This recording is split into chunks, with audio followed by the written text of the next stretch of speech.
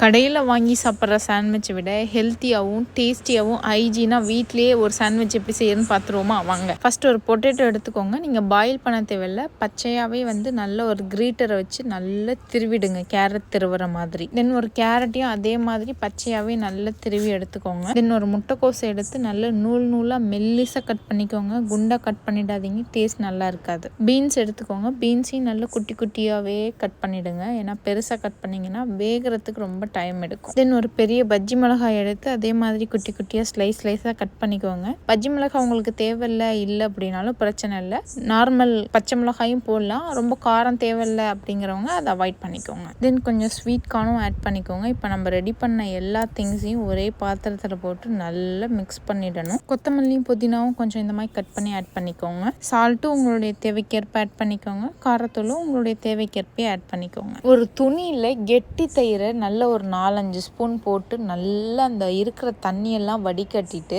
இந்த மாதிரி மைனேஸ் மாதிரி தயிர் ஆட் பண்ணிக்கோங்க. டொமேட்டோ ஆட் பண்ணுறதுனால ஆட் பண்ணிக்கோங்க, இல்லை கொஞ்சமாக சாஸ் ஆட் பண்ணிக்கிட்டாலும் ஓகே. டொமேட்டோ சாஸ் இந்த பேட்டரில் நல்லா மிக்ஸ் பண்ணிவிடுங்க. இப்போ இந்த மாதிரி சீஸ் ஸ்லைஸு கடையிலேயே விற்கும், ஸோ இதை ஆட் பண்ணிக்கோங்க. ப்ரெட் எடுத்துட்டு அது மேலே சீஸ் ஸ்லைஸை வச்சு தென் நம்ம ரெடி பண்ணியிருக்கிற அந்த ஃபில்லிங்ஸை நல்லா கொஞ்சம் ஸ்டஃப் பண்ணுங்கள். ஸ்டஃப் பண்ணிவிட்டு இன்னொரு ப்ரெட்டை மேலே வச்சு நம்மளுடைய நார்மல் தோசை பேன்லேயே நீங்கள் இந்த ப்ரெட்டை நல்லா டோஸ்ட் பண்ணலாம். இல்லை உங்களுக்கு சாண்ட்விச் டோஸ்டர் வீட்டில் இருந்தது அப்படின்னா அதுலேயும் நீங்கள் நல்லா டோஸ்ட் பண்ணிக்கலாம். இந்த மாதிரி ப்ரௌன் டாட்ஸ் வர வரையும் 2 சைடும் குக் பண்ணிக்கோங்க. குழந்தைங்களுக்கு ஸ்கூலுக்கு லஞ்ச் பாக்ஸில் கொடுத்து விட்டால் கூட டிஃபன் பாக்ஸை காலியாக தான் எடுத்துகிட்டு வருவாங்க. ஸோ கண்டிப்பாக செஞ்சு பார்த்துட்டு டேஸ்ட் எப்படி இருக்குன்னு சொல்லி கமெண்ட்டில் சொல்லுங்கள். தேங்க்யூ.